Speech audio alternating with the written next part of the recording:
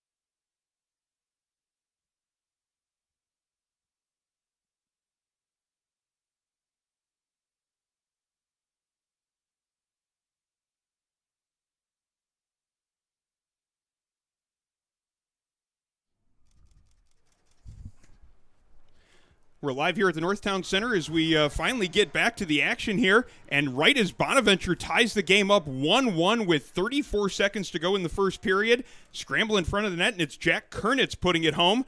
And St. Bonaventure ties the game at 1. A strange start to our broadcast here of the Upstate New York Collegiate Hockey League, as we had a delay earlier on today, and then we had to switch rinks, moving from the feature rink here at the Northtown Center over here to NHL Rink 1.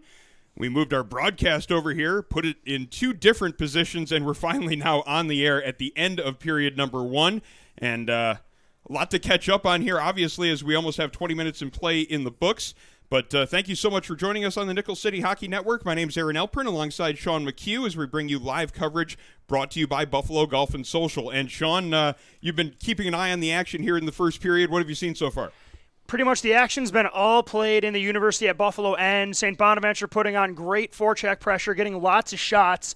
Craig Coons, the UB Bulls starting goaltender, has played an outstanding period. One thing to note, Aaron, because the reason why even though with the delay, we're still in the first period, lots of penalties. Lots of penalties. These teams do not like each other. They can't help themselves from taking runs at each other. The refs know it and are calling pretty much everything. Yeah, there was a 5-minute major called early on in this contest, so great save. Certainly some animosity being built up early on here in this matchup of 2 West Division teams. And now that we've gotten our broadcast underway with, we're starting to find some technical difficulties to add on to our issues on the other rink tonight. So hopefully we can get all of this sorted here before too long and bring you a nice, good, clean broadcast of the Upstate New York Collegiate Hockey League as we are at the Northtown Center at Amherst, and just 6 seconds now remaining in the first period. And things will be coming to a close here in just a moment, but that is the end of period number 1 as the puck comes back into the UB zone. And we get our video again working here as things do appear to be working. We're at the end of period number 1. It is a 1-1 score, and you're watching the Nickel City Hockey Network. This is live coverage of the Upstate New York Collegiate Hockey League, and our live coverage presented by Buffalo Golf and Social, Western New York's leading indoor golf facility. Simulators, lessons, leagues, Buffalo Golf and Social is the area's best destination for year-round practice and instruction. Also a great selection of beer and wine, so it's also the perfect place to sit and watch golf with others who love the game. Buffalo Golf and Social, locations downtown and in Orchard Park. Book your next event at Buffalo Golf and Social. This broadcast also brought to you by Militello Realty, Western New York's premier commercial real estate broker. To buy, sell, or lease any office, industrial, or retail property, as well as investment properties, trust the unparalleled knowledge and experience of Militello Realty. 856-2872 or militello.com. This broadcast also brought to you by West Her, the largest automotive dealer in New York State, selling over 50,000 pre-owned cars and new cars as well every year to customers in Buffalo, Rochester, and Syracuse. West Her Auto, dedicated to absolute excellence in customer service. Our supporters also include Envious Gameware, designers of custom high-end hockey uniforms, bags, and apparel. Find them online, enviousgameware.com. And by 412 Communications, the new gold standard in digital media solutions. Well, we've only been on the air for about 34 seconds in terms of game time, Sean, but we have brought the first period to a conclusion, a difficult technical start to our broadcast here, but 2 more periods still coming up here from the Northtown Center. What are you expecting to see as this game continues based on what you saw in the first period? I expect the Bonnies to continue their relentless forecheck, sending 2 or 3 forwards down low to force UB to make quick passes. I expect the already physical play to ramp up even more, and I also expect more goals. A lot of reliance on the goaltender, especially Coons. I expect the score to get blown open here. 1-1. This game easily could have been 4-4 going into the second period. So we are done with 20 minutes of play from the Northtown Center at Amherst. We had to switch from the feature rink to NHL Rink 1, but the game is underway, and we do have an ice surface to play on, so that was the first thing that needed to be accomplished tonight. The second task was moving our broadcast over here, and we did get everything set up here at Rink 1. Not exactly the ideal spot to run a broadcast from, but we're making things work here from the Northtown Center at Amherst. We're going to step away for the first intermission, and we'll join you in about 10 minutes for period number 2.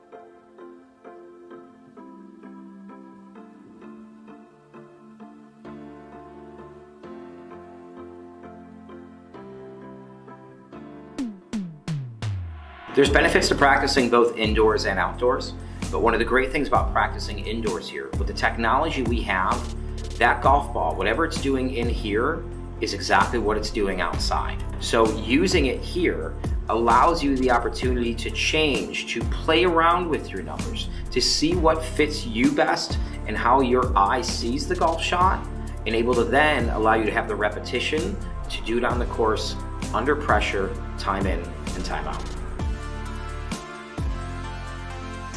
I think one of the best things about having an instructor that you could rely on is you have someone to bounce ideas off of, and sometimes they're there just to remind you that one thing you could have forgot about from a few lessons ago. An instructor's job is to also help keep you on track with the end game, or the end goal I should say, in sight, and slowly but surely getting to that point. I like to empower you to understand everything that's going on, so that when I'm not with you or you are on the golf course, you can know exactly why you had that mishit and be able to then fix it immediately and enjoy the rest of your round, keep your round under control, and continue progressing forward.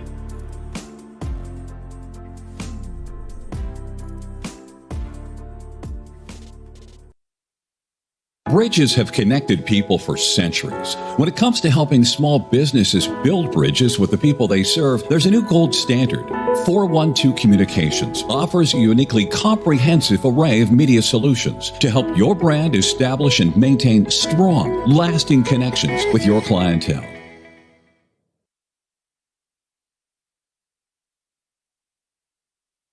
To play your best, attitude and mindset are key. The saying, look good, feel good, play good, simply didn't come along by accident, and it's what Envious Gameware does with every team for which they design jerseys. Envious Gameware designs high-end custom hockey uniforms, bags, and apparel, and they're the official uniform provider of Buffalo State College Club Hockey. Find them online, enviousgameware.com.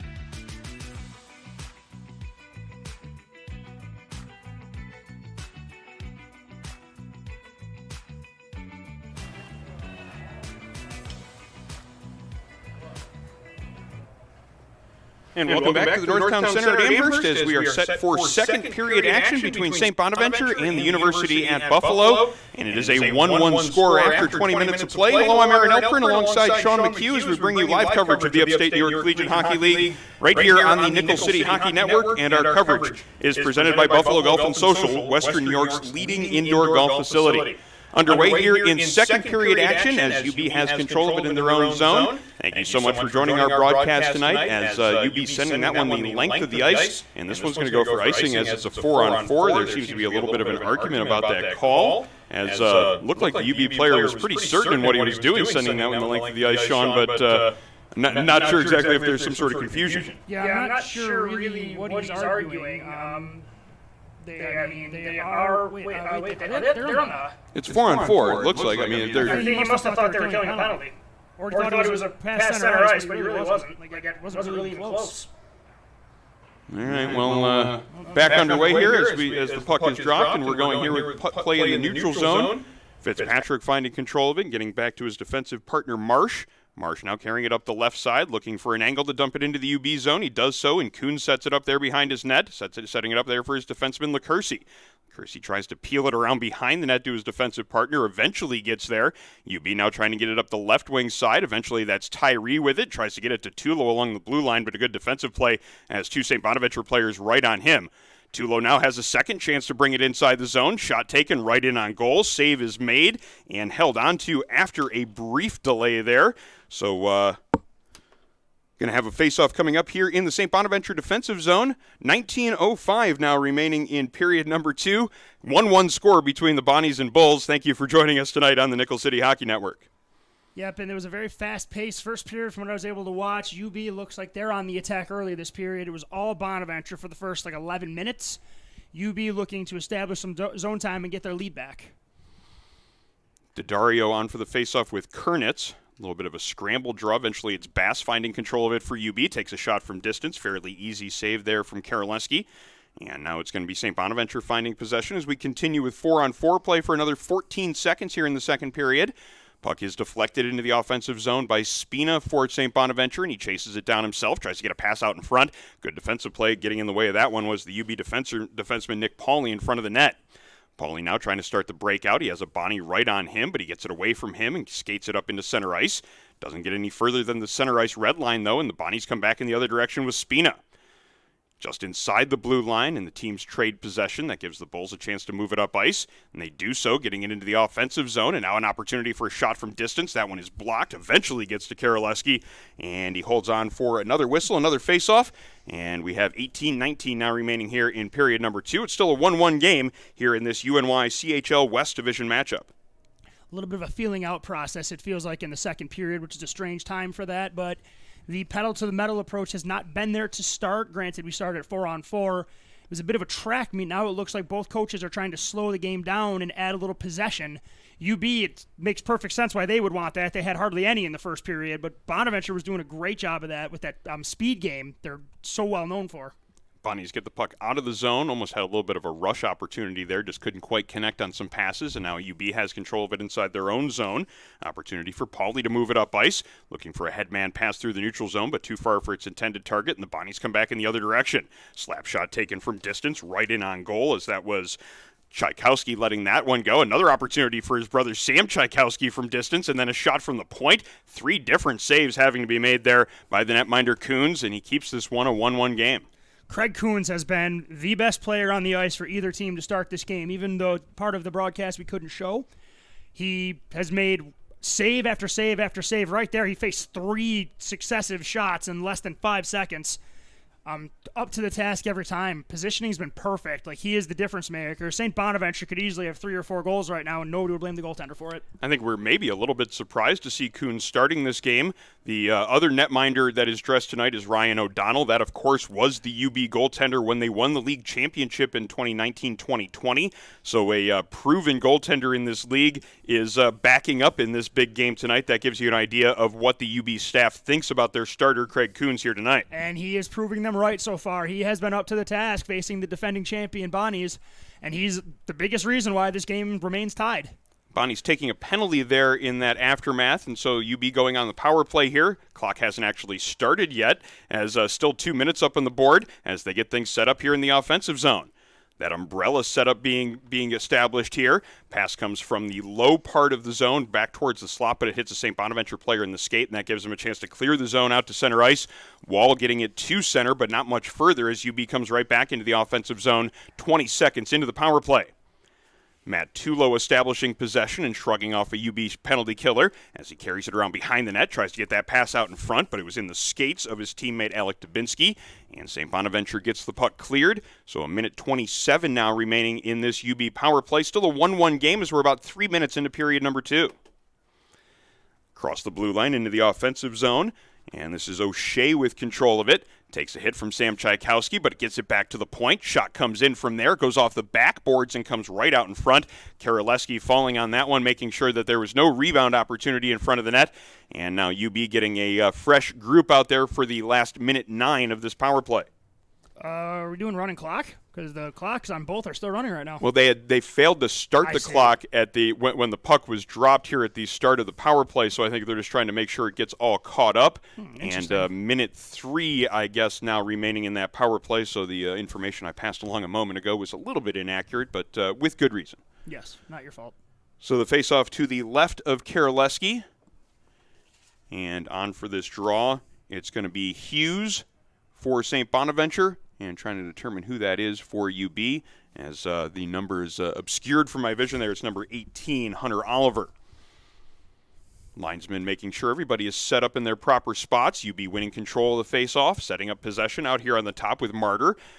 Cross-ice pass, that one connects to Foresta, and he has it here along the left wing.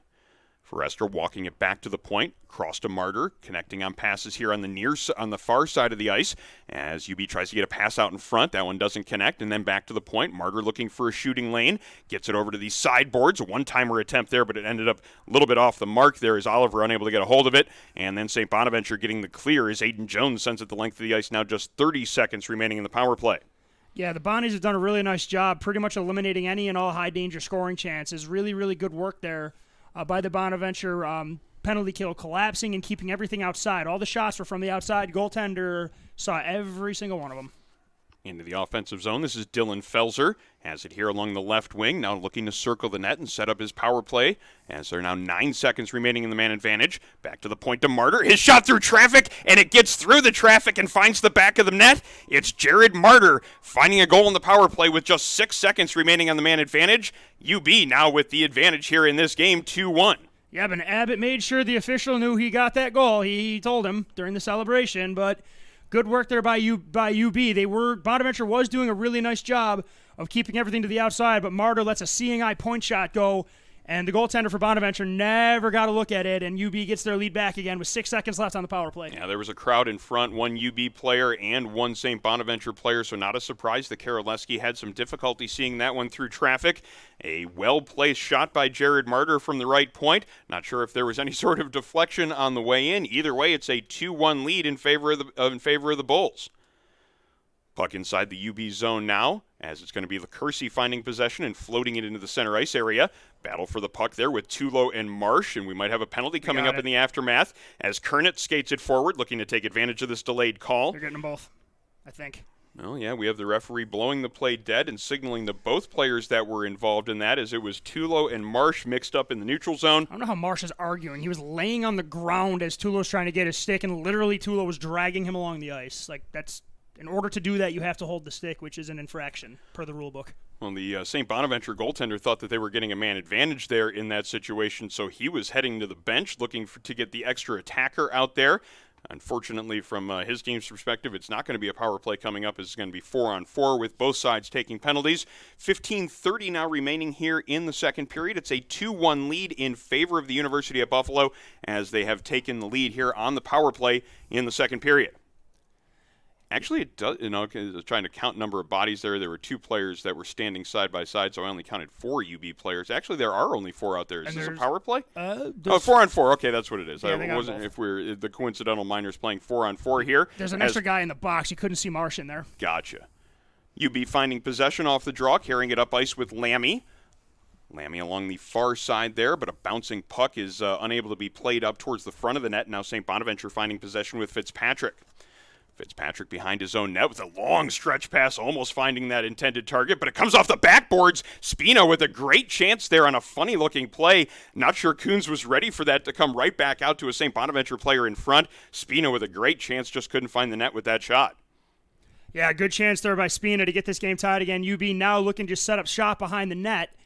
Just looking to kill a little time, maybe get a breakout set up. But Bonas is having none of it. They're sending forecheckers after him to force them out from behind. But UB does not seem to care that much. They're going to cycle back and forth, and Bonnie's is going to force them to come out from behind their net, and it's working. Oh, this is ridiculous. Abbott and Pauly just kind of playing catch there behind the net. Now it's Pauly in that far corner as the two of them continue to just... Lou Lamorello is loving this if he's watching it. Yeah, they really just appear to be looking to shut down this 4-on-4 here for the moment. Finally, they move it up ice as Abbott finds a lane, dumps it into the offensive zone. Now he's looking to put on some pressure as Fitzpatrick gets to it in the far corner. Moves it along to the near side, and now an opportunity for St. Bonaventure to move it up ice. That's a rough change for UB, too. Yeah, UB with a delayed change there, but they do have 3 men back in the defensive zone. Drop pass to Spina, the man coming off the bench to Dario with a good defensive play to eliminate that shot attempt that could have been there.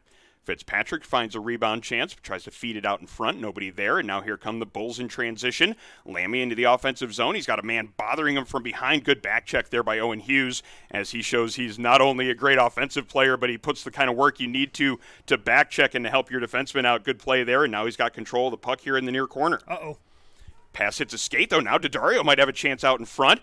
Bouncing puck, though, just gets away from him. Now we have a penalty coming up. This one's going to be to UB as the coincidental minors expire.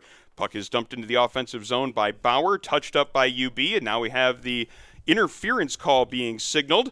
13:23 to go in the second period, and just like the first period was, Sean, a lot of penalties being called here in the second stanza as well. Yeah, and how many times do you have to smash yourself in the face with a brick before you realize it's hurting you? I mean, it should be obvious by now to these players that these refs are calling literally everything, especially nonsense behind the play. For the third time this game, a player from either team has just had to be the tough guy and give the guy in front of him a little shove behind the play every time it's been called, and I really, really would hope that the players would figure out that they're not going to get away with it so we can, have good 5-on-5 hockey, but we've had nothing but penalties because these teams just want to try and clobber each other. Well, we've heard talk from this UB team about how discipline has been a big part about what they've done well this year. Tonight it's not. They've done a good job in general in their 5 games so far of staying out of the penalty box. That hasn't quite been the case here tonight. However, they do still have the 2-1 lead as St. Bonaventure also following that lead and taking plenty of penalties of their own. Oh, yeah. Anything you can do, I can do better, or in this case worse in terms of penalties. I mean, that's the thing. UB's taken a lot of penalties. I guarantee you,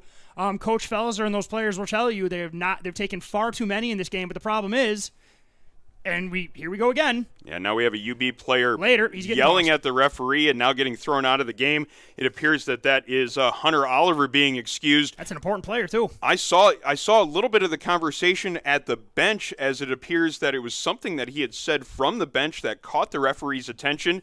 He quickly issued a penalty, getting him to the penalty box, and he wasn't even seated in the penalty box by the time that he ended up kicking him out as the argument escalated from there.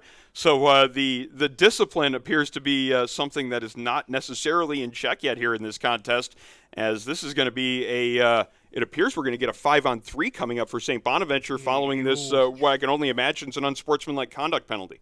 Yep, and if there's one team you don't want to go down at all to, it's the St. Bonaventure Bonnies, and UB's going to have to kill off a 5-on-3 for almost 90 seconds, and the thing is, you got to lead. UB now, I mean, protect the lead, yeah, you got to hope you come out of this not losing at this point, and the problem is, every single wound you are suffering right now is completely self-inflicted, so you got to start licking them by killing a penalty right now. Tall task with this offensive group coming out there with 2 less defensemen. The goaltender, Craig Coons, has been outstanding, and now he's going to have to be at his best right now. Yeah, minute 26 now on the 2-man advantage here for St. Bonaventure, so this is a great opportunity for the Bonnies to tie this game and to get back to even in this one. 2-1 is the UB lead, and they did so. They went ahead on the power play here in period number 2. As ready to go here for the faceoff in the UB zone. comes back to the point where Fitzpatrick stops that clearing attempt, and now Bonaventure with a chance to set up the power play. This is Mego at the right wing. Cross ice pass, and now Hughes has it on the left side. Now Mega with an opportunity for the one-timer, but well out there on the top of the crease was the goaltender Coons. Made sure that there was no angle to shoot that one at. Nice glove save, and he holds on for a whistle. 1:11 now remaining in the 5-on-3. Outstanding read there by the goaltender Coons again. Mason Mego, who is one of the top players on the St. Bonaventure Bonnie's roster, gets a one-timer from Stamkos or Ovechkin's office, depending on what year you were born. And if you give him that shot again, you just shouldn't do that. That's a really, really strong player, but something UB might happen, though, being 5-on-3 for an extended period of time. No, don't fish. Now it's Mego bringing it up the left wing with some speed. No real shot angle there as he now circles the net and carries it back towards the point. Oh, this kid can skate. Slides it across, and now it comes to Hughes at the midpoint. Fitzpatrick from the right side, shot right in on goal. Pad save made by Coons, but it's going to be St. Bonaventure with possession. Tchaikovsky tries to get that one in front, comes back out to the point. Now they settle it down and set up the power play again with 30 seconds remaining in the 5-on-3. Good defensive play there by UB as they do get the puck cleared to center ice, but no further than the center red line as Fitzpatrick looks to come back in the offensive zone again. Gets it to Mego, and they get the power play set up, but that pass right along the blue line, barely staying in the zone. Nice play by Hughes to make sure it didn't cross the blue line. Shot then taken by Fitzpatrick, misses the net wide. It's on the back of the net for a moment before coming out to Mego. Then across, and that one's off the post as Hughes had a lot of net to shoot at there. Couldn't beat the post as he got it past the netminder. Looked like Mego had a good chance as well, but couldn't find the net on his attempt.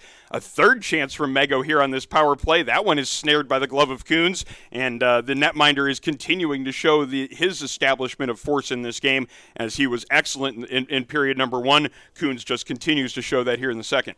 Yes, and if there was any question or eyebrow raising as to why Coons got the start over, the champion O'Donnell against Bonaventure, the defending champions, well, here's your answer. And Ryan O'Donnell, as we know, outstanding goaltender in his own right. Great player. But Coons is definitely making Coach Felser look very, very, very aware of his team, playing outstanding right here at home with this weird circumstance against St. Bonaventure as well. Power play continuing as the shot comes in from Spina at the midpoint. There was a crowd of bodies in front, but again, Coons with a real good eye in tracking that one, making the save and keeping this one a 2-1 game. UB has almost killed off the entirety of this two-man disadvantage. Just 11 seconds remaining in the second penalty and 11 minutes exactly remaining in the period. Yeah, this so far, and I don't want to jinx it right now, but UB's done an absolute beauty of a job, handling the situation they caused for themselves. Oh, one more second, and that might have been a free breakaway, too. Yeah, sloppy pass there for St. Bonaventure lets the last few moments of the power play expire. Now a battle for the loose puck in the neutral zone as it is moved up ice by Jones. Connects on a pass, and now Spina into the offensive zone. Puck just a hair out of his reach. Eventually tracks it down, tries to get that pass out in front, and then he takes a big hit alongside with his teammate there, Clouden, in the corner. Puck comes up to center ice. Now UB in transition. Matt Tulo tries to split the defense. Good play there by Mitchell Marsh to make sure that he didn't maintain possession of that puck through that move. But again, Matt Tulo, number 20, the captain of UB, putting his impression on this game as he does every single time he's in uniform. Oh, yeah. When Matt Tulo's on the ice, you know it. Whether you hear him or did they call that icing? No, they waved it off eventually. The two referees here on the near side were ready to call it icing. The far side official did eventually wave that off as we hit the 10-minute mark in period number 2. UB moving the puck in transition, getting it up ice, but Marsh finding control of it and getting it right back to the neutral zone where it's picked up by Kernitz, and now Kernitz looks to drive it into the offensive zone. Kernitz makes one move, but a good back check play by Daddario to remove him from the puck. Now Daddario banks it behind the net, and Abbott looks to start the breakout on the near side. Through the neutral zone, Daddario with some speed, gets it across the blue line, now wide on the defenseman as he circles the net. Still has it here in the near corner as he's got a man on him. Puck comes back to the defenseman. Pauly lets that shot go through traffic. There's a rebound there. Pauly comes in and finds it. Got that second shot right in on net, but a great pad save by Karaleski keeps this one a 2-1 game. 2 opportunities there in tight for UB. They maybe got a little bit of momentum after killing off those 2 penalties in succession. Oh, yeah, you would definitely think, and part of me even hopes that you would get a massive energy boost after, taking 2 very, very unwise penalties, we'll call it, but then doing a great job of answering their own bell and making sure they get out of there unscathed. I would think they have an energy boost, and hopefully they play a little smarter going forward now, because that is just not a beast you want to mess with too long. Yeah, excellent job of killing off those 2 penalties, but I don't think that's a strategy that you want to continue to employ against this dangerous St. Bonaventure attack. No. Pauly getting it away from some forecheck pressure there and starting the breakout up the far side. Pass eventually comes out to center ice, and now a scramble for a loose puck. Eventually it's picked up by Schlager as he gets it into the offensive zone before he takes a huge hit against the near wall as he was laid the shoulder into by Nick Pauly. Pauly throwing a hit behind the net now, but St. Bonaventure gets that puck in front. Chance to get a shot in on net for Tyler Kelly. I believe he still got it in on net. Coons making yet another save here in this game as the puck comes down to the other end. Only one UB player, though, battling against 3 different St. Bonaventure Bonnies here as it was Bass doing some good work there. Still got that pass out in front. Eventually, though, a Bonnie intercepted it, and now Marsh dumps it into the offensive zone. Tyler Kelly, that's a name we haven't heard a lot of tonight, but you and I know, especially after covering high school hockey last year, that is a player that has the capability of taking a game over by himself. So it'll be interesting to see if Jordan Farnham maybe gives him a few more shifts here and there, just maybe to mix it up a little bit. But then again, when you have this kid coming through the rink, why wouldn't you double shift him? Mason Mego the one there with that offensive drive. Good defense to keep him from getting a good scoring opportunity. But now Dylan Foresta comes back in the opposite direction. He gets knocked down just inside the blue line. We're going to have a penalty called on this one, despite the fact that it appears the Bonnies disagree with the call that's being made. The call is a tripping call. And so now it's going to be St. Bonaventure having to kill off a penalty, as this seems to be a consistent trend here in this game. Either team taking penalties every couple minutes.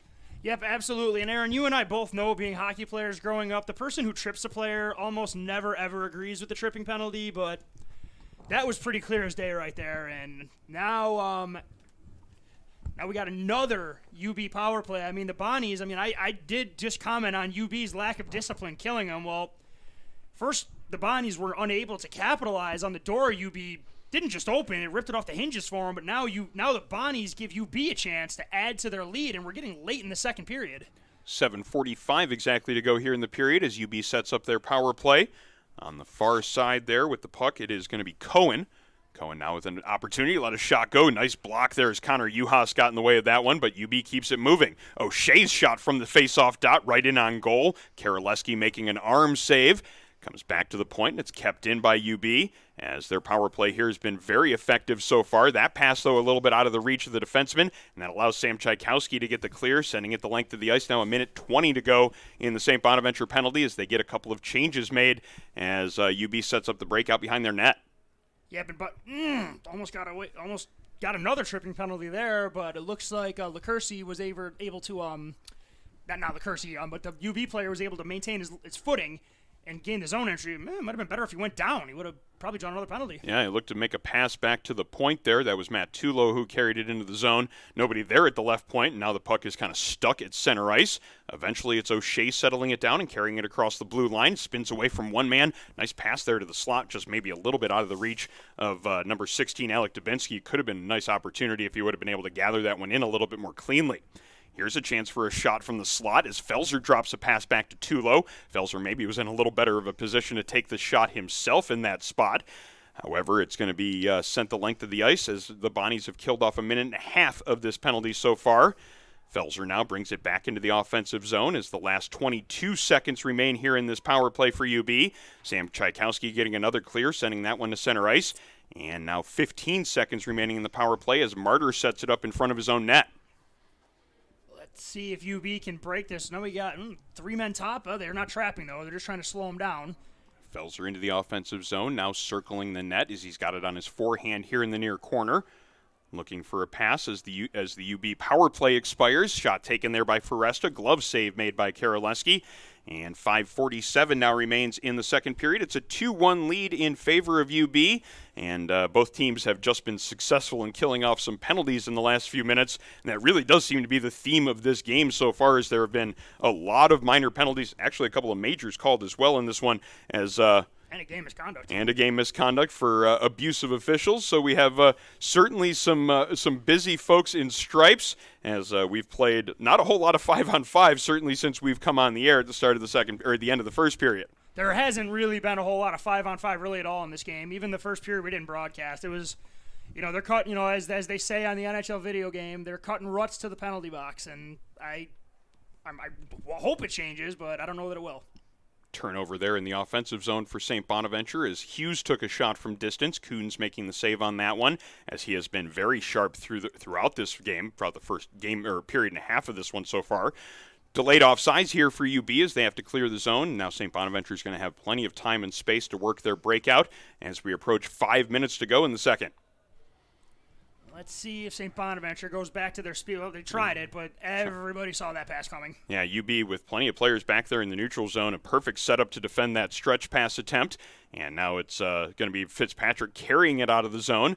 Finds a player there in the center ice area, but it's going to be Lammy coming back in the other direction. Backhand pass in front. Karaleski with the glove save after it was deflected by the St. Bonaventure defenseman. Nice quick glove there and a good read of that play as Karaleski makes a good stop and keeps this one a 2-1 hockey game.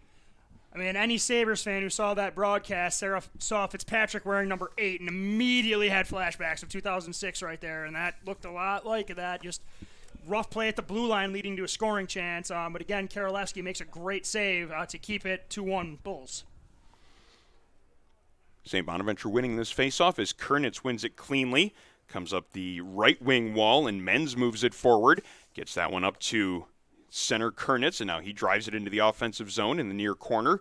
Cycling it around behind the net where it's picked up there by Menz, and he gets it back to the point. O'Donohue tries to feed it back to Menz, but it's moved up ice by UB. And now they might get an opportunity for a shot here as Everett has control of it just inside the blue line, losing control of it, however. And now it's Tyler Menz carrying it up ice, one of those Orchard Park players that we were so impressed with last year. Their entire top line is here on this roster, and certainly some players to keep an eye on. 23 is one of them as he's got the puck on his stick here again on the near side, but we have a whistle being blown as there's a player down in the corner here just to our left.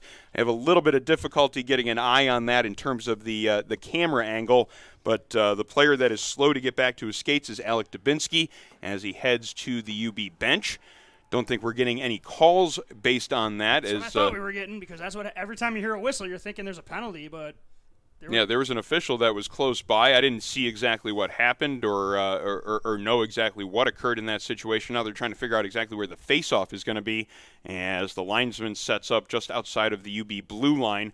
Now 4:05 remains as there's still some conversation going on between the referee and one of the St. Bonaventure defensemen. I think everything is sorted out here. We're ready to get restarted again. UB winning control of that face-off.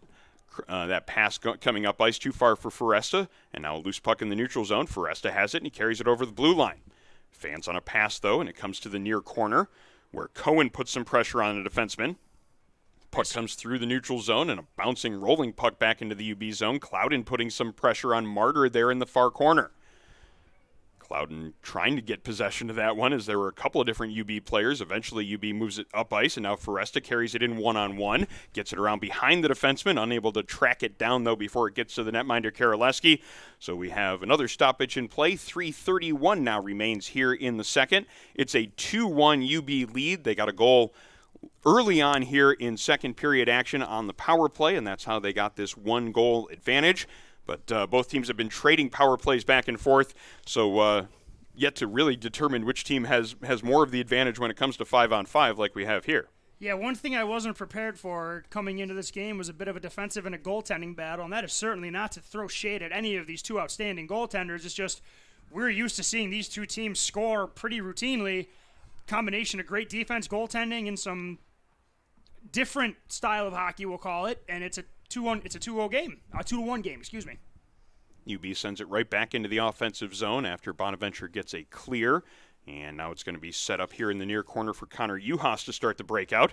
Didn't see anything he liked at first. Dropped it to his defense partner, and now it's at center ice as Carson Schlager tries to find possession of it there. But UB again sending it right back into the offensive zone, and Aiden Jones is going to have to circle behind his net to start the breakout yet again. Another pass doesn't connect on the far side as UB might have been in a little bit of a danger of getting a too many men on the ice penalty there. Yeah, they were about...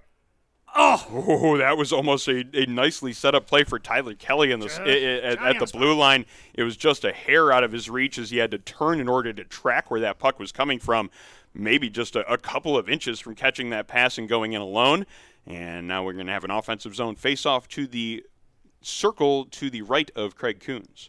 Yep, and we've seen a lot of Tyler Kelly. That is not a guy you want to give a clean-cut breakaway to. I don't care who your goalie is. So Good stick by UB to just change the direction of that pass just a bit to force him to backpedal. Puck gets by him. UB dodges a potential missile right there.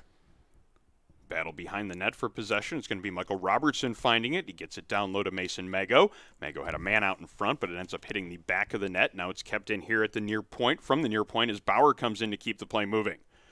Bauer in the near corner as he moves it back to the point. He's got Robertson there, and now he catches the pass back again. Robertson through traffic. There was a couple of bodies in front. I don't know if it got all the way to Coons or not, but definitely that screenshot was a dangerous one coming in from the point from Michael Robertson. That's another one of those Orchard Park kids. Yeah, Bonaventure power play going to be coming up here as we have a delayed call. The shot comes from the point by Mitchell Marsh. It gets deflected by Owen Hughes, and it's a 2-2 hockey game as number 17, Owen Hughes, gets the redirection and ties this game up at 2 with exactly 2 minutes to go in the period. Absolutely, and that was a beautiful play there by St. Bonaventure. Goaltender running getting to the bench as soon as the puck enters the net. He's able to join in on the celly with his team. Owen Hughes, really nice job laying the defender down, skidding past him, and then just uncorking an absolute rocket on net, blows it by the goaltender Coons, and the Bonnies finally, after every opportunity you could ask, and then 2 more, they finally break through late in this period. We're not done yet. 2 minutes can be an eternity at this level, especially games you and I do together. The last minute is usually hilarious. And for these 2 minutes, they are on the power play. There was a delayed penalty, and because of CHF rules and the way and those penalties are still enforced, even if you score on that delayed penalty. So this is an extra 2 minutes of power play time right here at the end of the period. This could be a great chance for St. Bonaventure to really flip the script in this game. However, UB getting the clear here as we are 20 seconds into the power play. Aaron, can I advocate that the NHL and all levels of hockey adopt this, where if you score on a delayed penalty, you still get the power play? That actually, I truly believe that actually might be motivation for players to not hook people. Yeah, it's something that it took me a little bit of time to get used to seeing in CHF play, but the more that I've seen it, I agree it is a great feature of the rules that we play under here. You will not see the penalties where guys take penalties just to save goals anymore. You'll see players play defense. Yeah, because even if you do take that penalty to save a goal, you got to get possession of the puck in order to make that strategy pay off. So 1:07 remains here in this power play as Spina has a little bit of difficulty with the puck, eventually finds it. Now he has it back here at the left point, walking the blue line, shot through a little bit of a screen. There's a rebound there. Great save as Kuhn slides across to rob Tyler Menz of that opportunity. That was what Bonaventure needed to blow this game open too, and they got robbed blind. It came right across the change of directions, and Kuhn's had to slide across. Great timing and an excellent save. He has been very sharp throughout this one, as the goal here in this period, the one that tied it up, was a redirection. Certainly not one you can fault him on.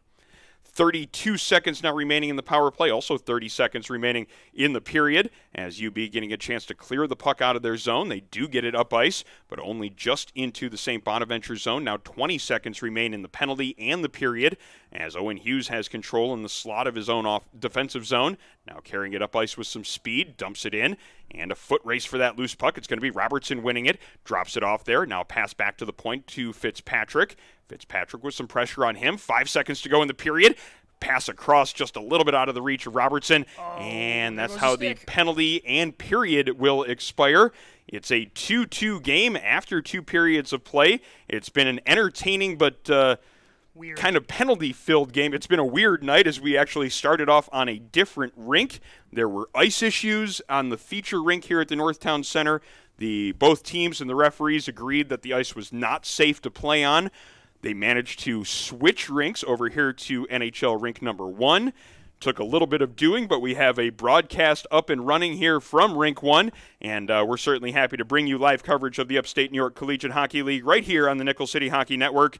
And our coverage is presented by Buffalo Golf and Social, Western New York's leading indoor golf facility. Simulators, lessons, leagues, Buffalo Golf and Social is the area's best destination for year-round practice and instruction. Also, a great selection of beer and wine, so it's the perfect place to sit and watch golf with others who love the game. Locations downtown and in Orchard Park. Book your next event at Buffalo Golf and Social. This broadcast also brought to you by Militello Realty, Western New York's premier commercial real estate broker. To buy, sell, or lease any office, industrial, retail, or investment property, trust the unparalleled knowledge and experience of Militello Realty. 856-2872 or militello.com. Broadcast also brought to you by West Her, the largest automotive dealership group in New York State, selling over 50,000 pre-owned and new cars every year to customers in Buffalo, Rochester, and Syracuse. West Her Auto, dedicated to absolute excellence in customer service. Our broadcast also brought to you by Envious Gameware, designers of custom high-end hockey uniforms, bags, and apparel. Visit them online at enviousgameware.com. And our broadcast is brought to you by 412 Communications, the new gold standard in digital media solutions. Find them online, 412communications.com. We're going to step away here for period number 2 as the ice is being resurfaced as we get ready for third period play. It's a 2-2 score after 40 minutes of play. The third period promises to be just as exciting as the first two were. Stay tuned as we bring you third period action coming up in about 10 minutes here on the Nickel City Hockey Network.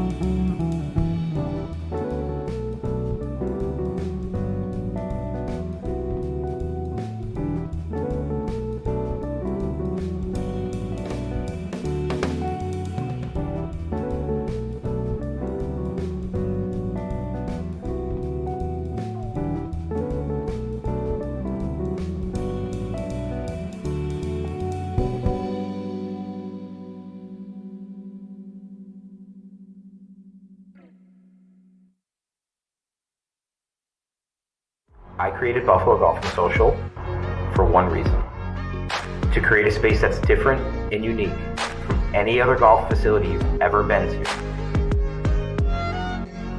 It's a place to learn, and it's a place to enjoy. You ready?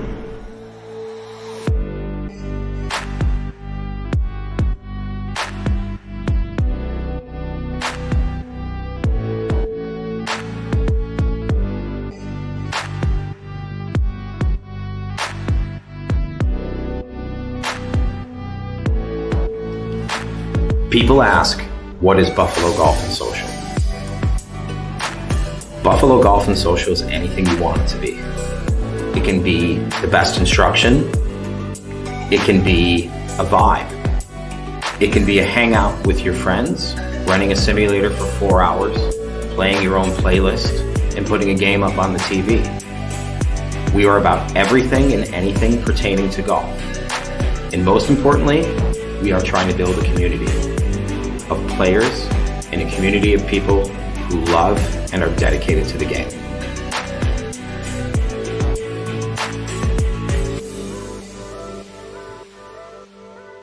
Bridges have connected people for centuries. When it comes to helping small businesses build bridges with the people they serve, there's a new gold standard.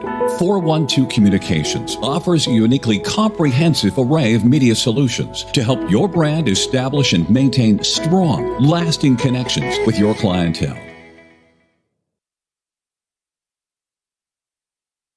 To play your best, attitude and mindset are key. The saying, look good, feel good, play good, simply didn't come along by accident, and it's what Envious Gameware does with every team for which they design jerseys. Envious Gameware designs high-end custom hockey uniforms, bags, and apparel, and they're the official uniform provider of Buffalo State College Club Hockey. Find them online, enviousgameware.com.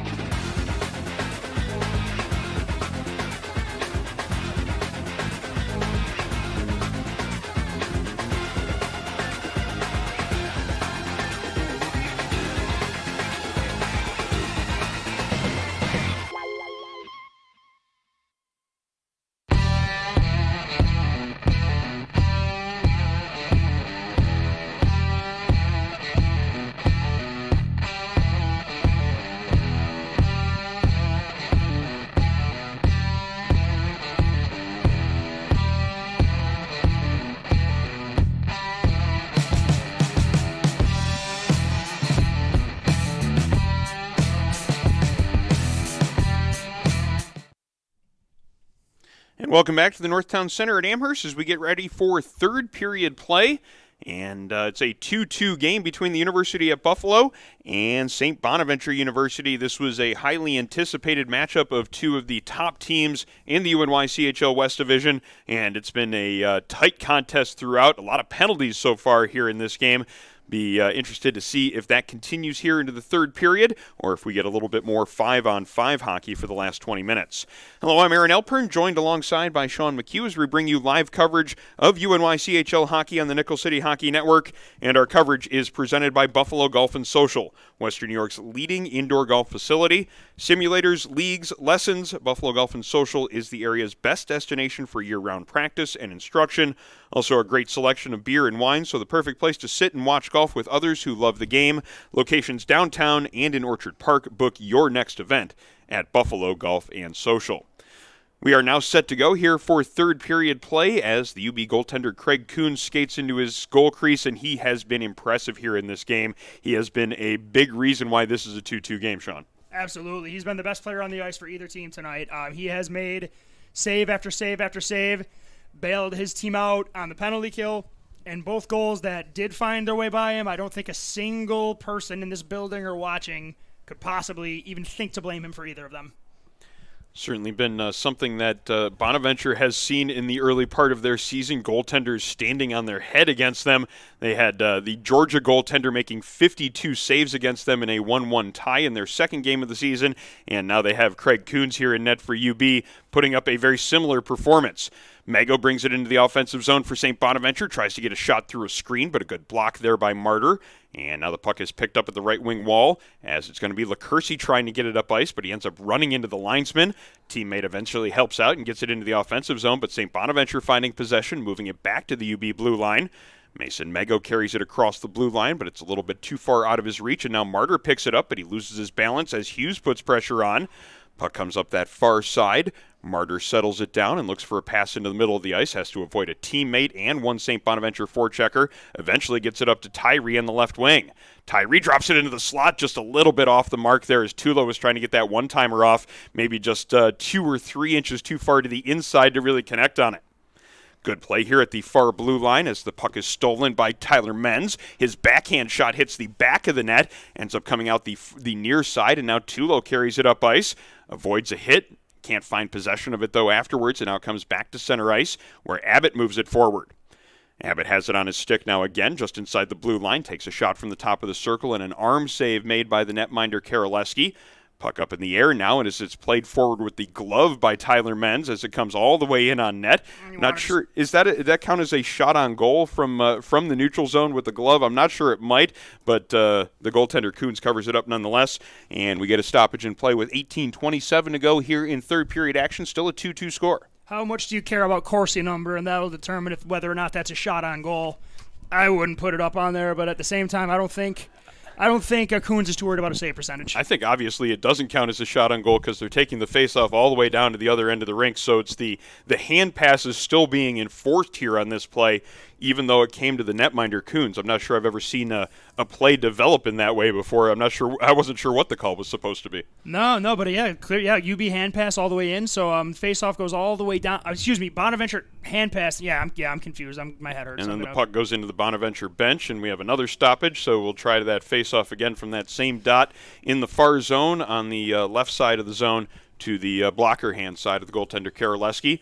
As we're about a minute and a half into the third period, it's a 2-2 score.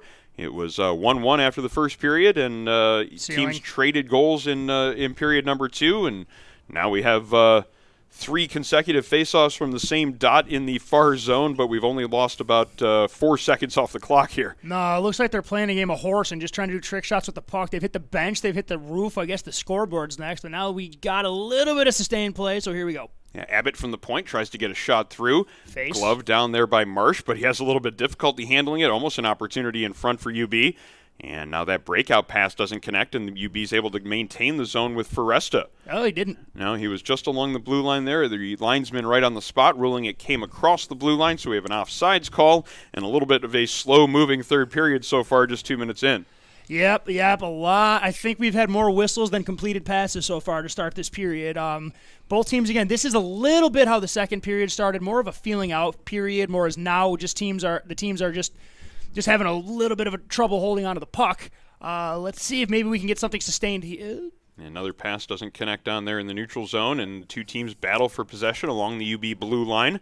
Two players from St. Bonaventure against one UB player, but it is the Bulls finding possession. LaCourcie moves it up ice to Daddario, deflects it into the offensive zone. Bass putting some pressure on, but Mitchell Marsh picks it up and starts it up the near side. Puck is then sent back into the corner where Tyler Kelly moves it up ice. St. Bonaventure then slides it through the neutral zone before losing possession, and LaCourcie now countering in the other direction for the Bulls. Puck in the near corner of the far zone as Fitzpatrick has two different men on him. Gets it up ice where he finds Tyler Kelly, and then he chips it up ice, but that one's kept in at the near point by his old Orchard Park teammate LaCourcie. And now it's another attempt by Fitzpatrick to get it up the left wing. Finally gets it to center ice, but LaCourcie getting in the way of that one again. And now UB finding possession, getting a chance to set up a transition play. That Orchard Park team seems to have been the ultimate farm system for this entire league. There are 5 studs from that Orchard Park team playing in this game today on both teams. There's 3 for Bonaventure and there's 2 for UB, I believe. Now it's a loose puck just inside the UB offensive zone. Everett finds control of it, tries to get a pass back into the slot. St. Bonaventure skate getting in the way of that one. Now an opportunity for TJ Wall to get a shot through. That one was deflected on its way through by the UB defenseman. Goes high and wide. Now settled down and moved up ice as O'Shea finds Felser. Felser with a little bit of room to operate, but a good quick stick by Mason Mago getting in the way of his pass. And now Jared Martyr is going to have to chase it down back in the near corner of his own zone. Loses control of it as Mago finds that turnover, now has control of it back towards the point, shot through it, hits a skate, slows down considerably, but eventually gets to Coons, and he makes a good skate save as a loose puck in the far corner. O'Shea finding control of that one, but Robertson quickly on him, forcing a turnover, and now Robertson up against the near wall, taking a hit as Penrose gets that puck cleared and all the way back down into St. Bonaventure territory. Sam Chavetta there picking it up, avoiding one forechecker and setting up the breakout here on the near side as O'Donohue tries to get that one forward. Pass doesn't connect, but UB's off sides here and will have to tag up. So a little bit of time and space for the Bonnies to move it up ice as we have 15:35 to go in the third period. Into the offensive zone, Tyler Menz chasing after it, but it's going to be Abbott, the defenseman, the first one to it up against the wall. The two of them battle for possession as Hughes joins the play for the Bonnies. Tulo helping out his defenseman as well as the puck comes out towards the slot. See exactly who can win this exchange for the puck, as it's going to be Lammy and Mago battling for it. Mago then taking a hit as Pauly comes into the play late. No penalty calls as Tulo moves it up to the far side. Good play to keep it in by Chavetta at that far point. Battle in the corner here to our left as Tulo comes out of there with it, tries to skate through 3 different St. Bonaventure players, eventually gets that puck up ice, but it's settled down there by Sam Chavetta, and he makes a pass up ice into the neutral zone. Tulo gets in the way of that one. That allows UB to find possession as Pauly has it along the blue line, but it's going to be just off sides at the zone entry as the one player did not exit the zone quickly enough. So another stoppage as we're just a little bit more than 5 minutes gone here in the third. Yeah, it is almost no pace to this period so far, minus the odd rush here. Looks like both teams, we're a tie game in the third period. Both teams seem very, very conscious of trying to play defense first and not make the bad mistake that ends up in the back of their net. But eventually one of these teams is going to have to try and break it open and get this game untied. Delayed offsides again here as St. Bonaventure clearing the zone. Martyr with plenty of an opportunity to survey the ice and see what he wants to do. He gets it across to LaCourcie, and now he has a lane up the left side. Tries to make a pass, though, and that one's knocked down by the St. Bonaventure forward. Now a loose puck just inside the Bonnies' blue line. UB getting it up ice, and then a shot from Lammy goes wide of the net. Now it's going to be a chance for St. Bonaventure to move it out, but it's kept in by LaCourcie. Feeds that one down low, and the Bonnies get it out of the zone. Good one-touch pass there, and Menz carries it in, tries to get that shot through the screen, but Martyr getting a leg in the way, making sure that shot didn't get in on goal. Matt Tulo finds a loose puck in his own zone. Now he has plenty of room to skate that one up ice, but only one trailer on the play. Takes a shot through a screen, but that hits a leg. And now it's picked up by Cam Bass as he takes a hit after he fires a shot in on net. Karaleski making the save, covering it up for a whistle. 13:50 to go here in the third period as both teams continue to try to not give the other side the opportunity to take the lead here in this game. It seems like there's a lot of defense first here in the third. Yes, in the beginning we were seeing both teams sending multiple forecheckers down below the offensive goal line. Now you're seeing one guy coming in and just pressure a little bit to make sure that the other team doesn't get a free entry. But again, both teams very conscious of playing in front and into their own end and then in front of their net. That was maybe one of the tougher saves that Karolewski's had to make today, as that one changed directions after it was shot from the far wall. Good stop, though, and he covers up the rebound to make sure there's no second chance. Stays a 2-2 game with 13:42 to go in the third period. Face-off is going to be to the right of Karolewski, and it's going to be UB finding possession of it. Bass has it in the corner. Pass out in front into a maze of skates. It goes back into the corner, and then Bonaventure trying to clear the zone. Takes two different attempts, but eventually it does end up back down into the UB end. No icing on this play as Abbott picks it up behind his own net. Abbott with some pressure on him below our broadcast position, but eventually UB getting it up ice as there's a big hit here in the corner, and there's going to be two penalties called here, as it looks like we're getting both the original call and the retaliation call coming back off the ice. UB was getting the initial penalty here, I believe, but it looked like it was just the late play by Tyler Van Putt that's going to result in the coincidental minors. And there is the lack of discipline rearing its head again. Is he being kicked out? Yes, he is. The initial penalty was to Tchaikovsky for St. Bonaventure, and then it was the retaliation from Tyler Van Putt, number 24, that ends up resulting in the second penalty. And Van Putt's been kicked out of the game as well. They're down two now. That's the second time we've had a player that's been excused from this contest, as wait to see exactly what the penalties here are, as this is going to be an opportunity maybe on the power play. It looked like it was going to be a chance on the power play for UB, but the retaliation call was made, and now we see exactly what the referees determine will be the setup here once we get play started again with 13:13 to go in the period. Yeah, UB was given a glory. Oh, he got a 5. I feel like I saw just the back end of that play as they were skating back into position as the play was going back up ice. It looked like the UB player might have slashed the St. Bonaventure player, and I think that was what was seen. I didn't catch it. I'm not sure if we had that in terms of our on the replay, if we had that on camera, but the referee was about 2 feet away. And his goalie was on the other side of him. I mean, your goalie's going to the bench, and the ref's on the other side, and you decide to two-hand a guy. That's just not smart hockey. This might be a contest of which team will end up playing with more discipline, as both teams have had a lot of difficulty with it, as it's been just a penalty-filled game right from the early moments. First 2 minutes there were penalties. Yeah, we were trying to move our broadcast over from the feature rink to rink 1, as there was an ice issue with where this game was originally supposed to be held. So they moved to this rink, and just as we were trying to get our cameras set up here, it was a 5-minute major that was called in the first couple of minutes. The rest of the game has just followed that tone. How was that not a high stick? Well, it looked like he got a piece of one guy was signaling it, but This one is not going to be called. So we have 4-on-4 play now for the next couple of minutes, but it's going to be a power play then for St. Bonaventure afterwards, as Mega lets a shot go from here on the near circle. Looked like Coons had a little bit of difficulty handling it, but eventually covers up and holds on for a whistle. 12:53 now to go in the period.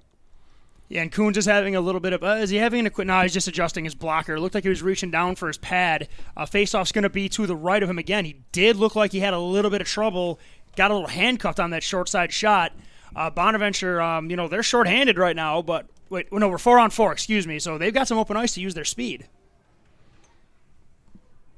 So it's 4-on-4 play for another minute 33 as we continue here from the Northtown Center at Amherst. And a loose puck battled for along the near wall. Eventually it's going to be UB with a dangerous pass in front. Here's a chance in tight. Almost a glorious opportunity served up on a silver platter, as it was Kernitz just fed that pass in front of the net. Couldn't quite get it past the netminder Coons, as that was a great chance on some sloppy play there from UB, as they just handed a chance there to the Bonnies. Yeah, and Spina just got popped too. He got sent flying into the boards right there. Clean as a whistle though. And we talked about neither team in this period wanting to give up an opportunity to the other side to make that mistake. that wasn't very easily avoided here in that recent case, as just a little bit of sloppy pass gave the Bonnies a chance, and now Kernitz might have another one. Kernitz slows it down, but offsides is called. It took a moment to make that call. We're a little bit removed from the rink. We're closed off and not able to hear the natural arena sound, so unable to catch that whistle. It sounded like it might have came in, or I guess it might have came in a little late, based on the fact that the play continued almost to the slot by the time that they finally stopped and realized it was offside. It's good they blew it when they did, because if you let that shot go during a whistle, the way this game is going, that's going to end in a post-whistle altercation. So it's good that they blew the whistle when they did, but it was very delayed, or maybe the player just carried it a little further than he should have. Either way, it was dangerously close to getting an after-the-whistle shot, which we all know how that always ends. Yeah, and as we said, we can't hear the whistle up here, so no idea when that came. Good shot there from Tulo, close range, tough save made by Karaleski. Turnover now, Foresta with a chance. That shot in on goal, and a shoulder save made by Karaleski, as UB with a couple opportunities as we continue 4-on-4. It's going to be 15 more seconds of 4-on-4 as O'Donohue flips it into the neutral zone. Sam Tchaikovsky chasing it down here in the offensive end. He's got Martyr on him as we just 8 seconds now remaining in the 4-on-4. And then it's going to be a 3-minute power play on this major penalty to UB. Last second ticking away to Ben Tchaikovsky's penalty. And now it's a 3-minute power play as mentioned as they try to put some pressure on here in the offensive zone. Aiden Jones in the offensive end up from his defensive position. Can't keep that puck from getting cleared, and now the Bonnies will have to set it up in the neutral zone as Kernitz finds possession of it right at center ice. Kernitz circles inside of his own blue line, eventually gets it up ice to Aiden Jones, dumped into the offensive zone, set up there by the goaltender Coons. As now a battle for a loose puck in the far corner where we have a little bit of difficulty getting a good, clear perspective, but players from each side trying to dig that puck out of each other's skates. Eventually it's going to be Martyr carrying it around behind the net. This could be an opportunity shorthanded for the Bulls. Martyr has plenty of room carrying it in across the blue line. Goes wide on the defenseman, might have a look here, gets that pass out in front, just couldn't quite find anybody there as Jared Martyr with a nice rush up ice shorthanded. Back in the other direction, this is the defenseman Jones. Good pass there into the slot. Clouden with it along the goal line. Walks out in front. Takes a big hit as he finally gets the shot away. And then a rebound opportunity as Abbott lays out Aiden Jones there in the aftermath of that whistle. If that's the thing that doesn't get a penalty, I'm going to laugh so hard. Yeah, it looks like the St. Bonaventure players are congratulating each other on potentially drawing a penalty. They should have. Abbott is shaking his head here in front of his goal crease. And now I want to see whether or not the officials are going to head towards the penalty box if they're going to make any calls here on this play. Are you familiar with third man in? Because the thing is, the Bonaventure player was held in a chokehold, then Abbott two-handed him right in the jaw. Like, that's just not a smart play. That should be a penalty. The referee heading over to the penalty box, having a conversation with the scorer's box. Aiden Jones is going to get a penalty. He's going. And Abbott as well. Yeah, Abbott's heading to the box as well. So it looks like those are going to be coincidental minors. This could be an interesting scenario setting up if we're going to play 4-on-3 coming out of this. Oh, you got to like it if you're Bonaventure to be 4-on-3. That is a lot of ice, and not to say UB doesn't skate well, but Bonaventure skates as well or better than anybody in this league. We actually see two players in the penalty box for UB as Cam Bass has joined. Well, Abbott is not in the penalty box. Did they toss him? No, he's by the bench as he's in a conversation with the referee and the coaching staff. I'm not sure he's getting a penalty for his part in that at all, even though he was the last one to make contact with an opponent. Their face. I don't care that the kid had a bubble on. That's still a piece of carbon fiber right to his chin. And yes, I know you go to the hard areas of the net, you're going to pay for it. But he was in a chokehold, and then he got okay. So it is going to be coincidental minors on the play, and it looks like it is going to be, it's going to be 5-on-4 continuing with those coincidentals with the original penalty still being in play. So continued opportunity on the power play, 1:56 remaining in the man advantage for St. Bonaventure on that major penalty that was called. And Abbott's on the ice. And Abbott is on the ice, so clearly he has not been called for a penalty. And all right. Well, it looked like he was the one that was going to get it from UB's perspective from up here, but referees see it differently. Mago taking a shot there from the midpoint, but it's blocked on its way through, and then Lammy with a chance to clear it gets it all the way to the Bonaventure blue line, where Mago will have to set it up for Fitzpatrick. Fitzpatrick with some pressure on him from Tyree. Tyree now battling against Mego to try to come up with a loose puck, but he falls on the play. Could be some numbers here for the Bonnies as Mego comes in with speed through the legs of the defenseman, but a great play by Nick Pauley as he laid the shoulder into him. Didn't lay a big hit, but it was very effective. Gave him no lane to go and retrieve that puck. Shot comes in from the top of the circle. Brady Fitzpatrick letting that one go right in on goal, and a save made by Coons. Hangs on for a whistle as a minute 19 now remains in the St. Bonaventure power play. A little bit of a disjointed power play so far as we had the coincidental minors called during it. There was the original Bonaventure penalty that started play 4-on-4 with this, but minute 19 remaining. Let's see if they can set something up here with this last chance here on the power play. Wow. I've never seen that before. Great play off the draws. Dylan Felser wins it cleanly out of the zone. That's a cool strategy. And gives it a little fist pump afterwards. You see that tried in the offensive zone sometimes where you've seen players get shots in on goal with that move. That's the first time I've seen it actually as a successful clear. That was a nice play. Mego almost had a chance there as he brought it in 1-on-2. Yep, I just choked on it because I was not ready for that inside-out move he pulled, and he was 2 inches away from that being filthy. It was inches away from being a really special move. And again, he has been what he showed last year in the UNYCHL. Mason Mego is a very talented individual, and he's a player that opponents' defensemen have to know where he is at all times. Even when he's on the bench, he's dangerous because he could come on the ice after a change pretty quickly. Yes, and he is the combination every coach loves of he is the high-end skill, and the kid's motor is in sixth gear all game. Tough kid to play against, really good hockey player. Another good play on the penalty kill by Felser as he's had two really nice clears in this the last minute plus of this penalty. Oh boy. Now we're getting another penalty called to St. Bonaventure as an offensive zone tripping call is signaled. And no argument on this one. Mitchell Marsh quickly heading to the penalty box. Referees continuing to establish the control over the game that they started early on. They started calling penalties in the first couple of minutes. They haven't let up one bit. We've certainly played a lot more 5-on-4, 4-on-4 hockey than we have 5-on-5 here tonight. And again, we're going to go 4-on-4 for the next 30 seconds. And I am no fan of the refs, having decisions over how the game is played. Having said that, I can't find much reason to argue with really any penalty that's been called. It's been called extremely fair both ways. These officials have done a great job. They're letting the kids play. They are. It's not like they're calling anything ticky-tack. It's legitimate. They're just not letting it go. They're not going to let this game get out of hand because these are two physical, passionate teams. If the refs let two or three things go, we've got fisticuffs going. Yeah, we just haven't had an adjustment yet from the players on the ice to realize that anything that is close to a penalty is probably being called tonight. It's going to be tighter, too, now in the third. Tulo with a shot from distance as he circles the zone. Good save by Karolewski there, pinning the puck between his arm and his midsection. 4 seconds now remain on the original penalty, so going to be about a minute and a half of power play time coming up here for UB as we continue to have a lack of 5-on-5 here in this game, Sean. Yep. I mean, this was the roller hockey rink for about 10 years, and we're getting roller hockey style play here. We're getting a lot of chippiness, a lot of behind the play, a lot of 4-on-4, and a lot of chances. But the difference between this and roller hockey is the goaltenders actually are making more saves because the puck's harder to shoot. So a minute 18 now of power play time remaining for UB as they have a little bit of they're slowing things down just inside their blue line. Little bit of difficulty just getting the power play set up. I think they just chose to retreat back behind the net and do the official breakout here as it's O'Shea carrying it up the near side. Ooh, trap. They didn't get there, but the idea was there. O'Shea gets it all the way into the offensive zone, drops a pass back to Cohen. He takes a shot from the top of the circle. Karolewski with that save. UB finding control of that rebound. Now back to the point to Pauley. 45 seconds to go in the power play as Pauley walks the point. Slides it across to O'Shea, now down low. That shot is fanned on by Cohen behind the net. A chance for Fitzpatrick to move it up ice. Now battling against a couple different UB players. It comes back to the point. O'Shea looking for that shooting lane, just passes it off to the right wing.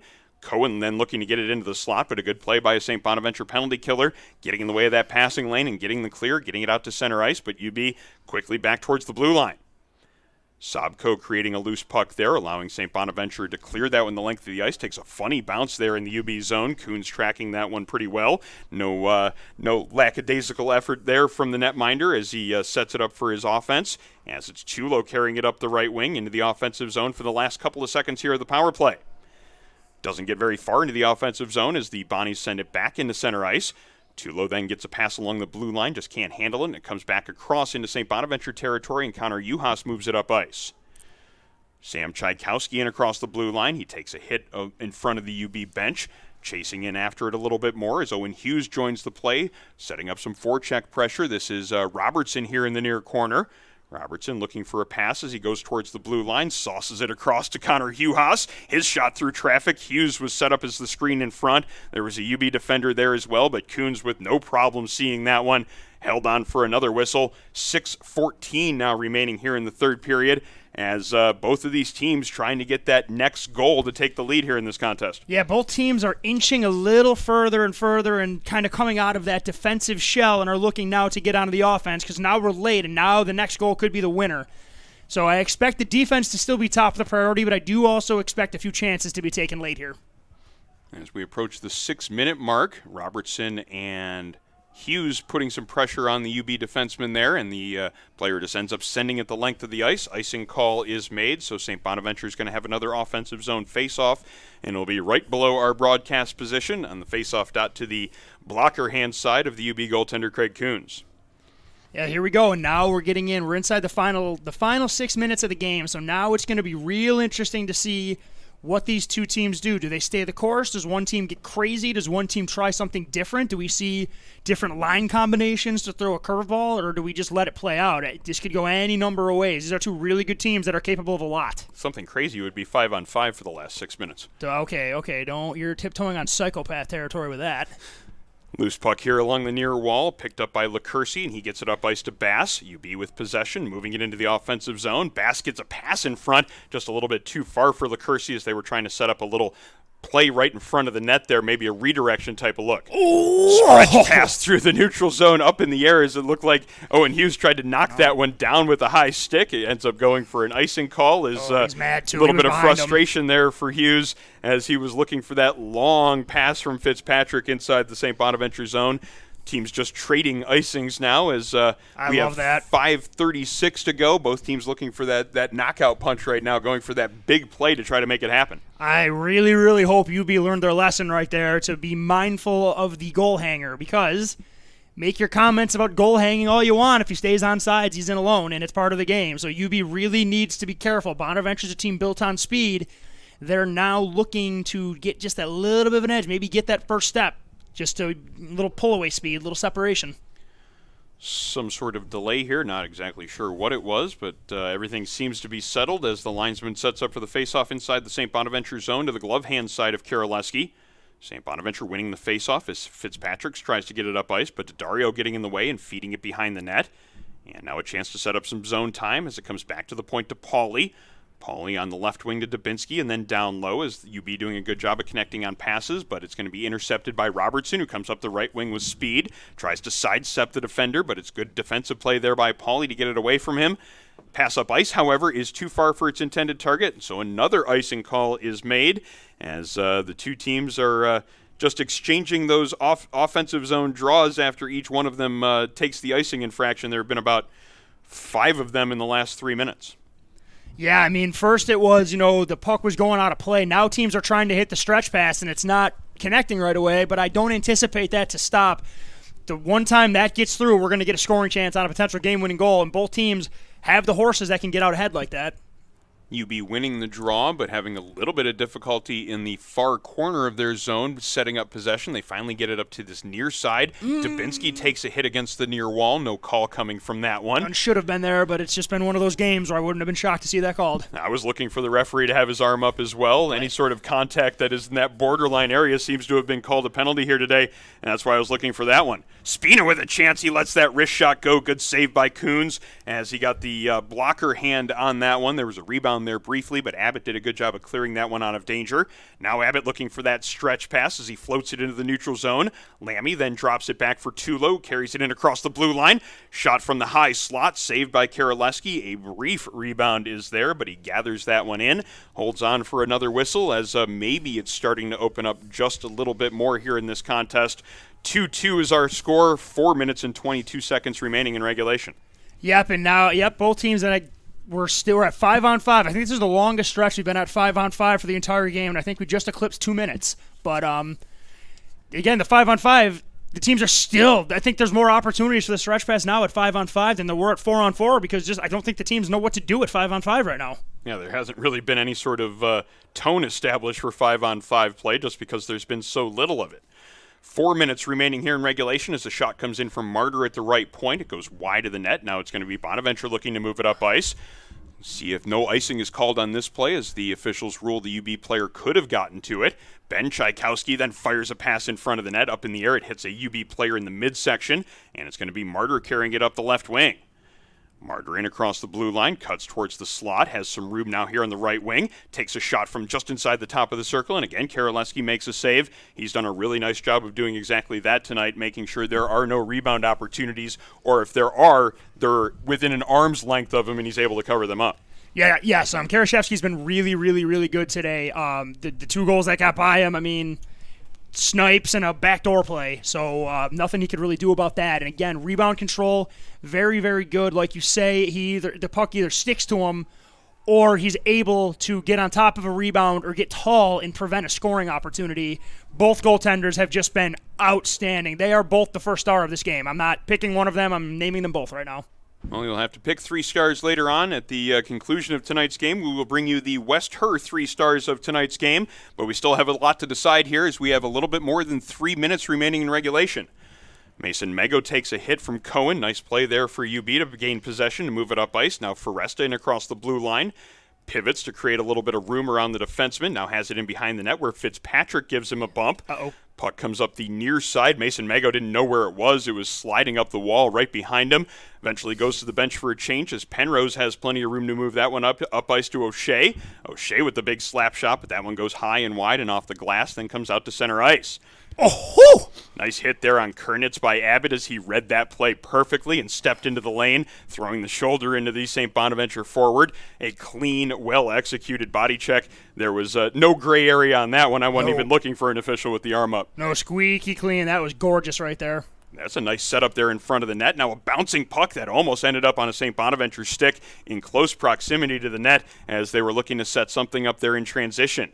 Comes back to the point where Marsh picks it up, feeds that one down low. Pass attempt by Menz doesn't connect, but it's kept in by O'Donohue. Cleared back to the point. Tyler Menz chases it down there, make sure it stays deep in the zone. Now Spina's going to set up some pressure behind the net, brings it out in front and takes a shot. Good arm save as there was a little bit of a crowd around the goal crease there, but Kuhn's still able to see through that and make the save. Back to the point to Marsh. He takes a slap shot, but a sliding Matt Cohen gets a piece of that one, keeps it from getting in on net, and with the puck going into the protective netting, a stoppage in play and an opportunity for UB to make a much-needed change here as we are under 2 minutes to go in regulation, 1:49 to be exact. Yep, and I think, and if there's ever a question as to what country made the puck right there, just look at Cohen's right leg for the next 2 weeks because the inscription of where that puck was made is going to be tattooed on him after he courageously, and maybe because I'm old, lunatically just laid out and blocked that shot. Just kidding. It was a great defensive play. But heroically. It hurt. That's what defensemen do. They block shots. I'm no defenseman. I know. Thank you. Scramble for a loose puck in the corner to our left where it's a little bit difficult to get a good visual on it. Eventually it's going to be Jared Martyr picking it up, stopping behind the net, changing directions. Now he turns it over in the slot as it's quickly fired back in on goal by Hughes. Kuhns was not expecting a shot to come in that quickly. Had a little bit of difficulty handling it, but did make the save. Hughes then again tries to get a quick shot in on goal with the spin-around backhand, but that one was blocked by a UB defenseman. And now it's Daddario carrying it up ice. Dario unable to get much further than just inside the blue line. It comes back to center ice. Now Abbott sends it back up to Everett. Everett tries to chip it around the Bonaventure defenseman, and there's a loose puck in that right-hand corner as 2 players from each side try to battle for possession. We're under 50 seconds to go in regulation as Pauly steps in from his point position to make sure that one stays in the zone. Scramble for a loose puck to a side, and it's going to be O'Donohue settling it down. D-to-D pass, and now here come the Bonnies out of their zone, but another solid hit by Abbott as he laid the shoulder into his man right along the Bonaventure got away line. with a slash there, too, but they're not calling that. They're not calling that at this point. No way. Bonaventure trying to quickly get that one up ice as Spina brings it in, but it's just off sides. Menz has to tag up before putting some pressure on again. Menz trying to pressure Pauly behind the net, but he gets away from it, moves that pass up ice, but St. Bonaventure creating a turnover there in the neutral zone. And eventually it's found by Lammy, who just sends it in all the way into the offensive end. 7 seconds to go in the period as Tyree hits his man in the corner. That should be a penalty, but it's not going to be. And the man is down as we're waiting to see. I don't know. I can't tell if there was a whistle blown. It appears that there was, as the clock is stopped with 2.3 seconds remaining. I'm not sure if that hit is going to be a penalty, however, as I didn't get a good, clear look at it, nor did I have a real sense of whether or not the official was making a call. It doesn't look like either of the guys with the orange armbands on are making a call, so play's going to continue for the last 2.3 seconds of regulation in a 2-2 tie, and UB is going to be calling a timeout here as they try to get some strategy set up for this last offensive zone faceoff. I'm going to call it real quick. A set play off a face-off would be the most glorious way for this game to end. I'm just saying. Might be a little bit of a surprising way for it to end, but it is one of the possibilities that's in play right now. And our coverage tonight is presented by Buffalo Golf and Social, Western New York's leading indoor golf facility. Simulators, lessons, leagues, Buffalo Golf and Social is the area's best destination for year-round practice and instruction. Also a great selection of beer and wine, so it's the perfect place to sit and watch golf with others who love the game. Locations downtown and in Orchard Park. Book your next event at Buffalo Golf and Social. Broadcast also brought to you by Militello Realty, Western New York's premier commercial real estate broker. To buy, sell, or lease any office, industrial, retail, or investment property, trust the unparalleled knowledge and experience of Militello Realty. 856-2872 or militello.com. Our supporters also include West Her, the largest automotive dealer in New York State. Also, Envious Gameware, designers of high-end custom hockey uniforms, bags, and apparel, and 412 Communications. Last 2.3 seconds as the faceoff is scrambled, and St. Bonaventure clears it to the blue line. Told you there was no way they were going to score on that.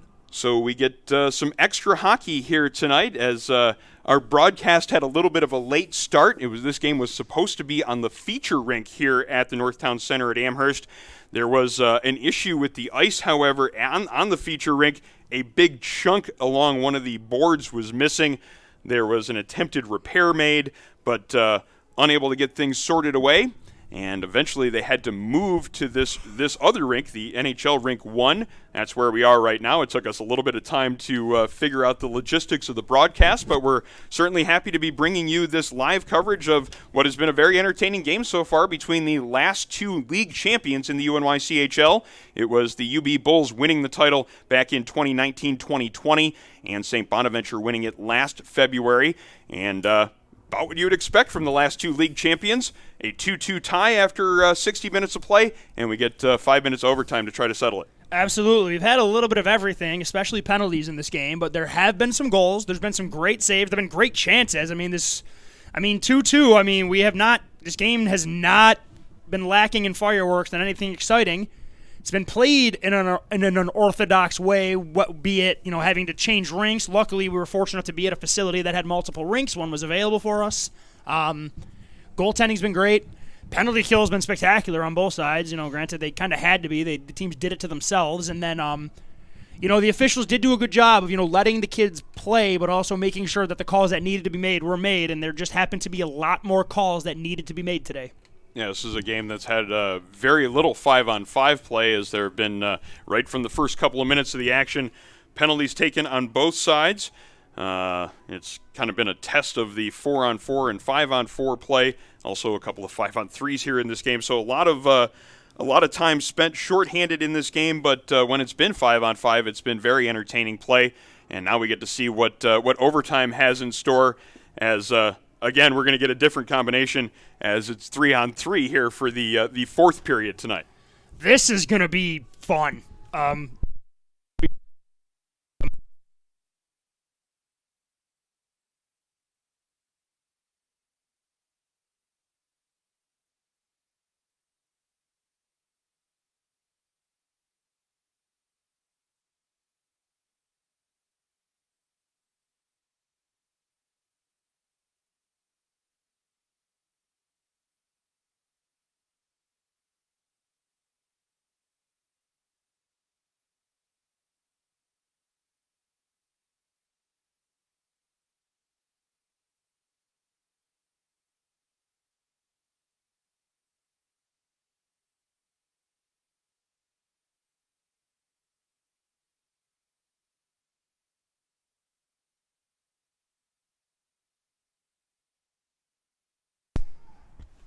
Sorry about that. A little bit of audio difficulties as we get overtime started.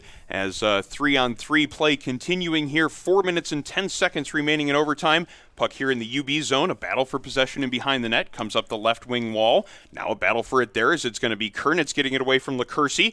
Spina now in the slot trying to dig it out of his skates. Eventually settles it down, but he's got a man right on him. O'Shea taking it away. Now moving it up ice for the Bulls. O'Shea through the center ice area, stops just inside the blue line, tries to float a pass to the back door. LaCourcy coming there late. Now a big collision in behind the net. You don't see a lot of that in 3-on-3 play, Nope. but the two players there not shying away from the contact. UB making a change here as they bring it into the offensive zone with Foresta. Foresta circling the net, waiting for some reinforcements to come in. Makes a pass out in front. Found O'Shea, but he couldn't quite settle that one down to get a shot away. Now he's got a chance to battle for a puck in that far corner, but it comes up to Kernitz. He has a chance to skate it through neutral ice. Gets it to Fitzpatrick, one-on-one with the defenseman. Both of them end up going down on the play. No penalty being called on that play. It's I saw the play pretty much the same way. No call. No, absolutely not. And I love Certainly the rush. not in overtime as well. I love the rush by Fitzpatrick right there. I love the defenseman taking charge and, doing what a captain does and, trying to go in. But, yeah, just great defense played on him right there. Clean defense. 2-on-1, maybe setting up here for UB. Foresta's shot there kind of rolled on him before he let it go. This could be a breakaway opportunity for the Bonnies, as just a little bit out of the reach of Mitchell Marsh was that one. Good defensive play is coming back on that one was number 4, Pauly. Pauly now battling for a loose puck in his own zone. Mego finds it, though, and tries to circle the net, looking for that wraparound opportunity. Didn't quite have the angle, and it comes back to the point to Marsh. Marsh finding Mego. Mego tries to sidestep his man, but Felser takes it away from him. 2-on-2 into the offensive zone. Felser cuts towards the slot, has it on the backhand, gets away from one man, lets that shot go. Great save by Karolewski. Looking for that opportunity to feed it back in front was Felser, but he couldn't get it to his teammate as overtime continues here with 2:14 to go in the extra frame. Marsh getting possession of that for the Bonnies and getting it up ice. Kernitz chases it down. Now into the offensive zone. A couple of men in close proximity to him. Not a whole lot of room to work there. And UB forces the turnover. Now Felser back in the other direction. Felser pivots, cuts towards the slot, lets the shot go. Good block by Aiden Jones as he stayed with Felser throughout that move. Looked like he might have gotten himself free there to let a good shot go. Countering now into the other directions, Tyler Menz tries to go through the legs with that one, but a great play by his old Orchard Park teammate LaCourcy, and now LaCourcy gets it up to Tyree. Teams going back and forth in either direction. Tyree's shot rolls on him before he can get much on it, and now it's going to be LaCourcy letting a shot go as it came off the backboards. Karolewski making the save with the right arm, and now an opportunity for the Bonnies to settle it down and move it up ice themselves with 1:20 to go in a very entertaining overtime period. Michael Robertson now into the offensive zone. Gets the stick lifted from behind by Daddario. Player falls. This could be a chance in transition, but great back-checking by Robertson to come back there and create a loose puck. Still, it might be a chance for the Bulls. Shot in on goal. Tyree letting that one go. Pad save made by Karolewski.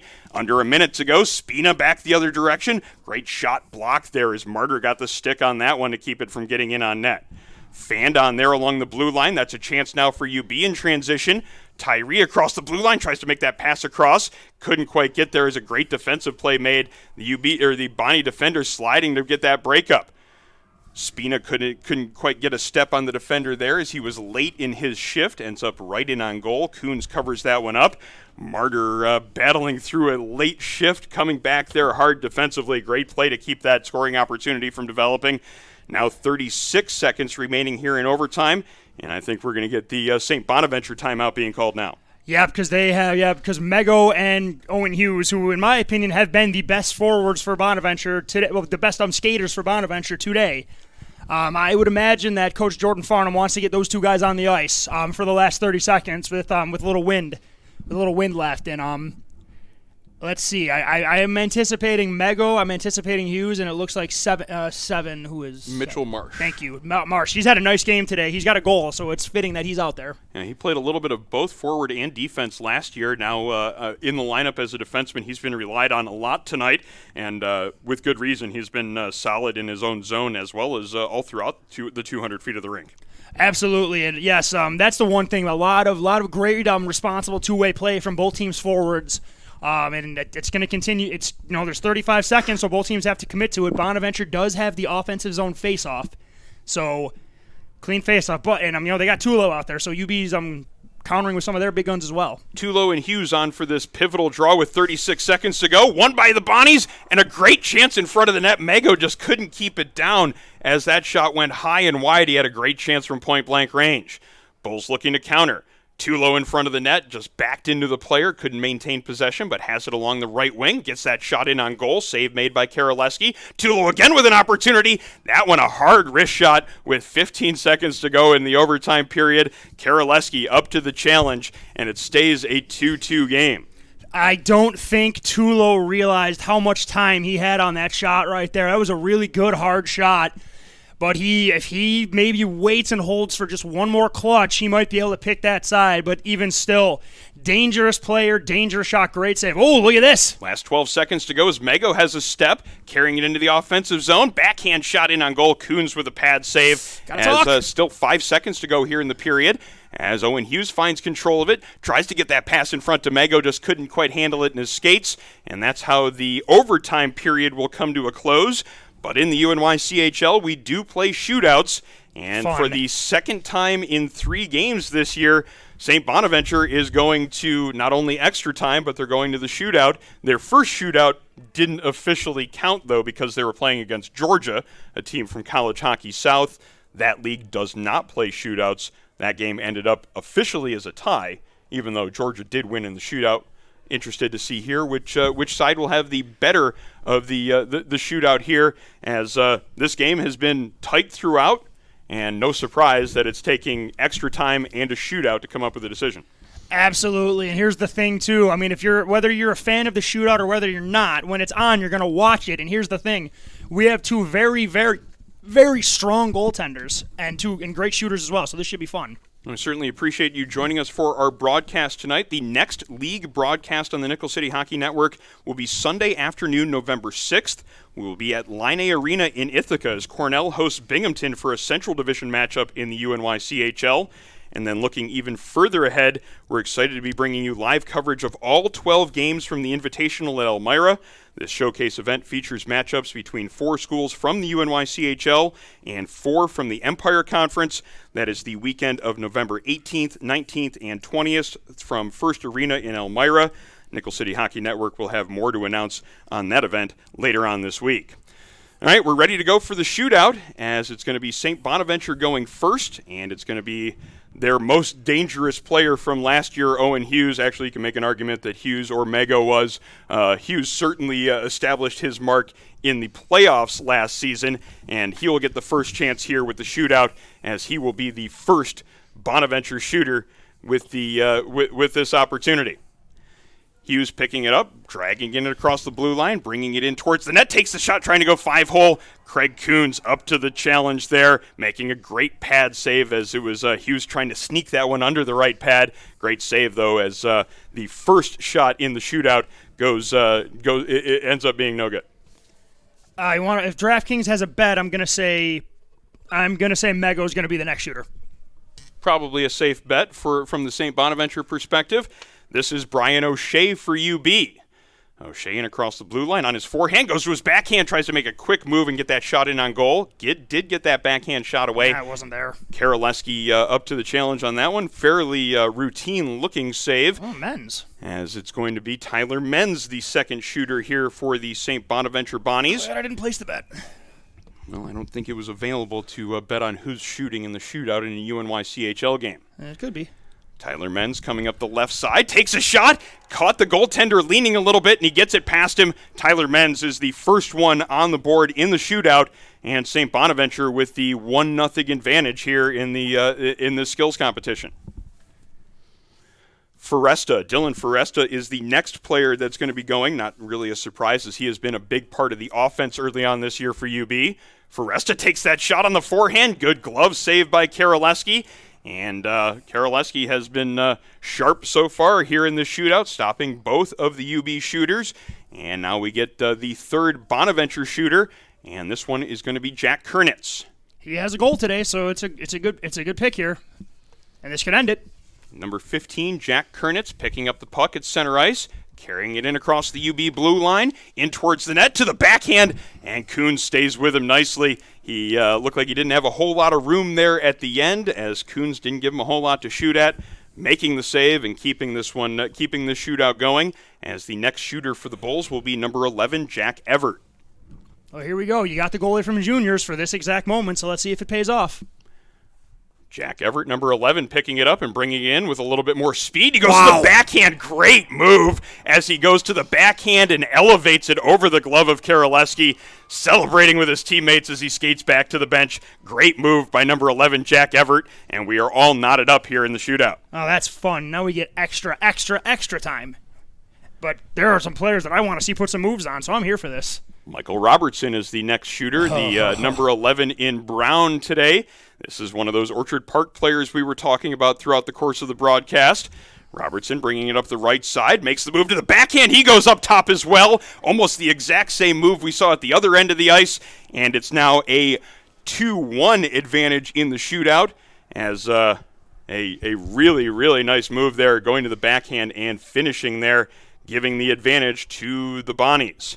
Here we go. Cam Bass is the next shooter for the Bulls. Bass up the right wing on his forehand, tries to go to the forehand shot and sneak it through the goaltender. Karolewski, though, making the save, and that one's going to be a St. Bonaventure victory here as they come out with the win 3-2 in the shootout, and a great save as the last one by Karolewski to make it stand up.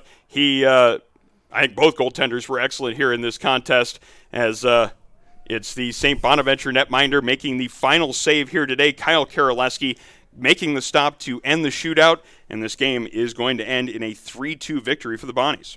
What a save that was by Karolewski. Bass had him down. He didn't know where the puck was. He kind of reached behind him to make sure it didn't slide over. He kept it out. What an ending. I mean, it was a goaltender's duel today. It's only fitting that it ends on a great save, and two powerhouses gave us everything and a little more that we could have asked for on that. Well, we certainly will look to see this matchup between these two schools yet again, as we're going to have our three-star selection coming up here in just a moment. First, we're going to step away and hear some messages from our presenting sponsor. Then we'll be back with the 3 stars of tonight's game in just a few moments.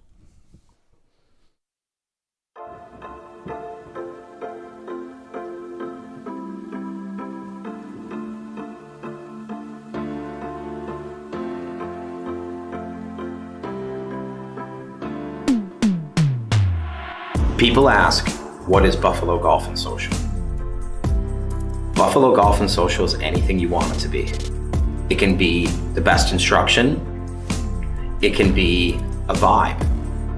It can be a hangout with your friends, renting a simulator for 4 hours, playing your own playlist, and putting a game up on the TV. We are about everything and anything pertaining to golf. And most importantly, we are trying to build a community of players and a community of people who love and are dedicated to the game.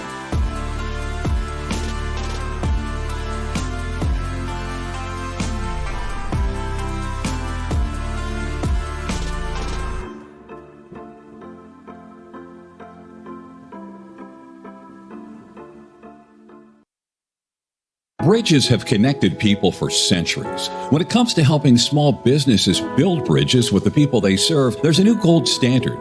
412 Communications offers a uniquely comprehensive array of media solutions to help your brand establish and maintain strong, lasting connections with your clientele. And we are back from the Northtown Center at Amherst as we have our 3-star selections for tonight's game, presented by West Her Auto, the largest automotive dealership in New York State. And the first star tonight, Kyle Karolewski, the goaltender who had the last save here in this game, the netminder from St. Bonaventure. He is an easy choice as the first star. Second star has to be the goaltender from the other side. 100%. He was honestly it was getting to the point where the winning goaltender was going to be the first star of this game. Both played well enough to be the first star. Yes, Coons, no doubt about it, kept his team in the game. He will be the second star of the game. Owen Hughes is our third star from St. Bonaventure. He made an impact throughout this game, as he usually does here, as we've seen with plenty of St. Bonaventure games throughout the years, at least certainly last year, as he was a big impact player late in the season and a big reason why they ended up claiming the UNYCHL title last year. So in this battle of the most two recent UNYCHL champions, it is St. Bonaventure coming out with the victory, an early season divisional win. Looking forward to seeing when these two teams meet again in Olean, because that matchup should be just as entertaining and just as spirited as this one. Yes, because then now when UB has to go to the Smith Center, the Bona students are going to be there, and we know because we were there for the UNYCHL championship, those kids, they get up for their sports teams at Bonaventure. I know, I went there. Never fail to take the opportunity to remind us as well. We have to. It's actually a class you take your freshman year. It's telling everybody you went to Bonaventure 101. I got an A. Well, our coverage tonight has been presented by Buffalo Golf and Social, Western New York's leading indoor golf facility. Simulators, lessons, leagues, Buffalo Golf and Social is the area's best destination for year-round practice and instruction. Also a great selection of beer and wine, so it's the perfect place to sit and watch golf with others who love the game. Locations downtown and in Orchard Park. Book your next event at Buffalo Golf and Social. This broadcast has also been brought to you by Militello Realty, Western New York's premier commercial real estate broker. To buy, sell, or lease any office, industrial, retail, or investment property, trust the unparalleled knowledge and experience of Militello Realty. 856-2872 or militello.com. Supporters also include Westher Auto, the largest automotive dealership group in New York State.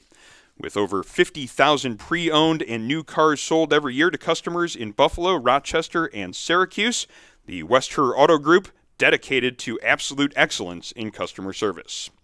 Our supporters also include Envious Gameware, designers of custom high-end hockey uniforms, bags, and apparel. Find them online, enviousgameware.com. And by 412 Communications, the new gold standard in digital media solutions. They're online, 412communications.com. Be sure to join us for our next league broadcast on the Nickel City Hockey Network. That will be coming up Sunday afternoon, November the 6th. We will be in Ithaca as Cornell plays host to Binghamton in what promises to be a big Central Division matchup in the UNYCHL.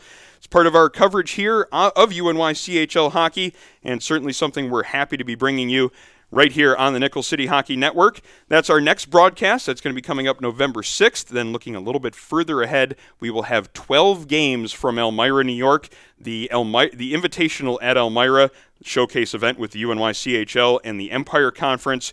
That is November 18th, 19th, and 20th from First Arena in Elmira. We're going to have more information to announce about our broadcast plans for that event coming up later on this week. Stay tuned to our website, nickelcityhockeynetwork.com. And as always, our coverage of the UNYCHL is presented by Buffalo Golf and Social, Buffalo's best destination for year-round practice and instruction. That's going to about wrap up our broadcast here from the Northtown Center at Amherst.